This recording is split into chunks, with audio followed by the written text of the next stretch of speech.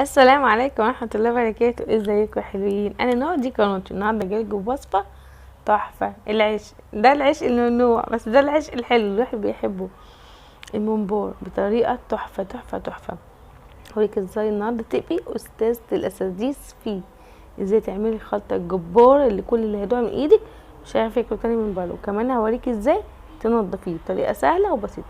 بس يلا قبل ما ننضفه، قبل ما نشتغل فيه، نصلي على النبي عليه الصلاة والسلام، تعملي لايك وتعملي شير وتشتركوا كمان في القناة.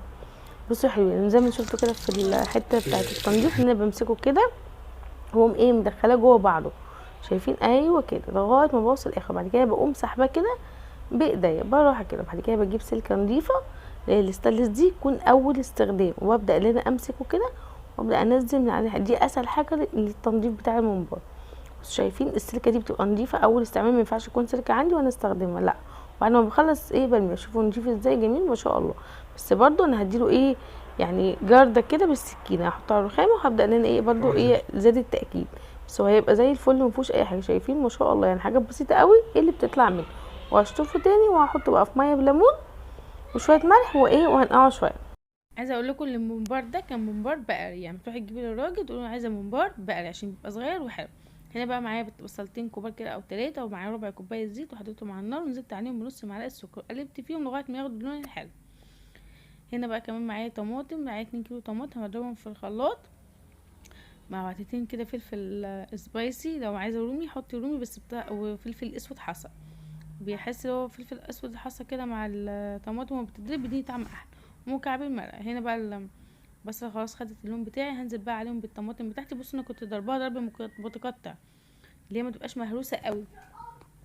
ونزلت عليهم بقى ايه معلقتين صلصه كبار، وبدات ان انا ايه اقلب بتاعت الصلصه بتاعتي. وادي الخضره بتاعتنا الحلوه نقعتها كده في نص معلقه سكر وشويه ايه وشويه خل. بصوا معايا هنا كمان بصل اخضر اهو هقطعه عشان احطه كمان ايه. بصوا بقى قطعت طماطم قطع صغنونه كده زي ما انتم شايفين كده، صغنونه كده خالص. بصوا حطيت بقى الفلفل الاسود وحطيت الملح وحطيت كمان شويه السكر، وهمسك ده كده كله مع بعض. هنا خلاص التسبيكه بتاعتي خلاص اتسبكت. حطيت عليها نص معلقه ملح، حطيت عليها نص معلقه قرفه، حطيت عليها معلقه كبيره فلفل اسود زي ما احنا كنا ضاربينه كده في الخلاط مع بعض. وهنا بقى بقلب الخضره مع الطماطم مع الفلفل مع البصل الاخضر. وبعد كده بنزل عليهم بالرز، وارش كمان على الرز فلفل اسود وملح. الخطوه دي مهمه جدا جدا جدا، بتدي طعم المحشي بتاعنا حلو قوي.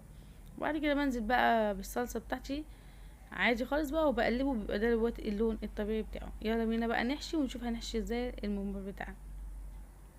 بصوا بقى عشان ما بهدلش الدنيا، باخد كده في ايه في صينيه كده لوحديها، واقوم ايه حاطه فيها الرز بتاعي. بصوا شكله جماله، بصوا عسل عسل. احلى لايك بقى، يلا حطي اللايك، ايوه حطي اللايك تسلميلي. ولو ما اشتركتيش في القناه كمان انزلي اشتركي في القناه. بصوا بقى بمسكه كده اهوت من هنا ومن هنا، وببدا اسحب الرز لجوه. بصوا شايفين اهو، بصوا شايفين؟ ايوه كده. بمسك ايد من هنا وايد من هنا بحيث تبقى مفتوحه معايا، وبعد كده ببدا اسحب بصباعي على طول لجوه لجوه كده. بصوا هوريكم كده تاني. بصوا اهو شايفين اهو. بصوا يعني ممكن اعمل 5 كيلو كده وانا قاعده في 10 دقايق بسبب الحركه دي والله. دي اسهل حاجه، دي طريقه مامتي ربنا يديها الصحه يا رب ويشفيها. عايزه اقول لكم يعني انا ما استغناش عنها ابدا. الطريقه دي جربت كل الطرق التانية حسيت ليها صعبه جدا جدا، فدي بالنسبه لي اسهل واحلى طريقه. بصوا بقى اهم حاجه اللي احنا ايه نبططه. شايفين انا ببططه ازاي؟ خليه سمك يا دوبك يعني سنتي او 2 سنتي بالكتير. انما ما ينفعش ان انا احشيه واسيبه كده زي ما هو، لا هيفرقع. انما لازم التبطيطه دي لما ما بططتيش مش هيستوي معاكي وهيفرقع وهيبقى يعني خساره التعب بتاعك انت عملتيه. بس كل اللي ما بنزل بايه ببطط كده. واهم حاجه برضو ما تملهوش قوي، يعني انت هتشوفوني اللي انا يعني ملياه بس مش قوي.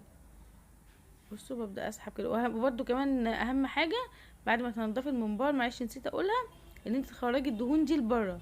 متبقاش الدهون ابدا ابدا لجوه، لا غلط، عشان دي دهون ثلاثيه، فغلط علينا اللي احنا ايه ناكلها.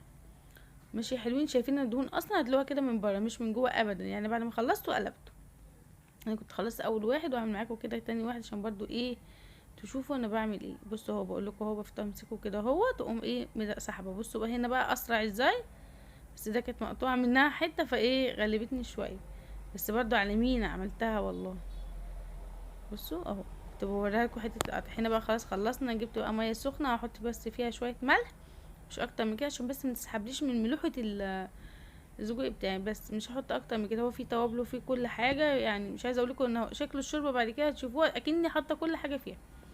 وبس شويه الملح بس ايه، يعني نص معلقه ملح كده، عشان خاطر ايه بس ايه ما يسحبش الملح بتاعي. وهنزل بقى بالسجق. بصوا همسكه بقى من هنا ومن هنا عشان يقفل، يعني هو اول ما شاء الله اول ما هينزل هيقفل على طول. بصوا شايفين اهو. بصوا همسكه من هنا ومن هنا، الحته دي تبقى فاضيه من الرز والحته دي من فاضيه، وما يبقاش عليه ورا رزايه زي ما انتوا شايفين كده، معلوش ورا رزايه. واهم حاجه يتبطط، تاكدي تاني وانتي بتنزلي اللي هو كله متبطط، دي اهم خطوه في السجق كله، التبطيطه. بس عايزه اقول لكم كمان السجق ما بيتغطاش، وبتظبط عليه الساعه. يعني انت اول ما الحله دي هتغلي هظبط عليها ساعه الا ربع، ساعه الا ربع. وانت كمان عينيكي تبقى يعني عارفه هو يعني اتحط امتى وشكله استوى ولا لا. ما بيستوي تحس هو كده بيتخن وبيبتدي يلزق كده في الحله من تحت.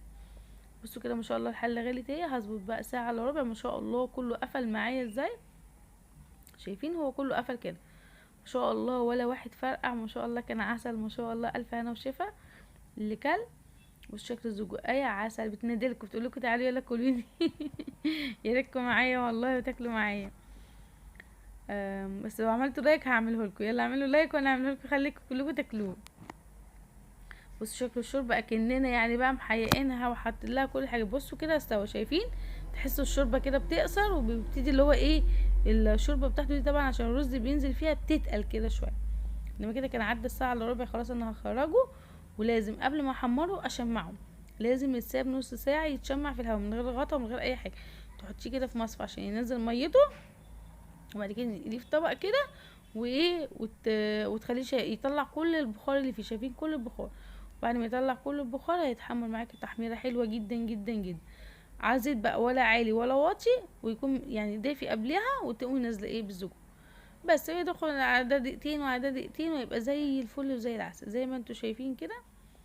وهقلب بقى ياخد من هنا دقيقتين واقوم مقلباه، وبعد كده الناحيه التانية برضو دقيقتين وخلاص، مفيش اكتر من كده. شايفين اللون العسل؟ لو في حته بقى مستوتش بقوم ايه جايبه عليها كده بالمعلقه زي ما انتوا شايفين عشان كله يتحمر. وادي كانت اكلتنا العسل. عايزه اقول لكم كنت عامله ممبار، او كنت عامله ممبار، كنت عامله كوارع، وكمان عامله طاجن ورق عنب بالكوارع. اتمنى يا رب تروحوا تشوفوهم، هتلاقوهم على القناه. وصفه طاجن الكوارع بالورق العنب تحفه، ولا شوربه الكوارع تحفه تحفه تحفه. بصوا بقى شكل الرز من جوه، شفتوا بقى القمر.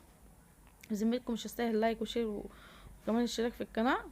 يلا يا حلوين، نشوفكم بقى في فيديو جديد. السلام عليكم ورحمه الله.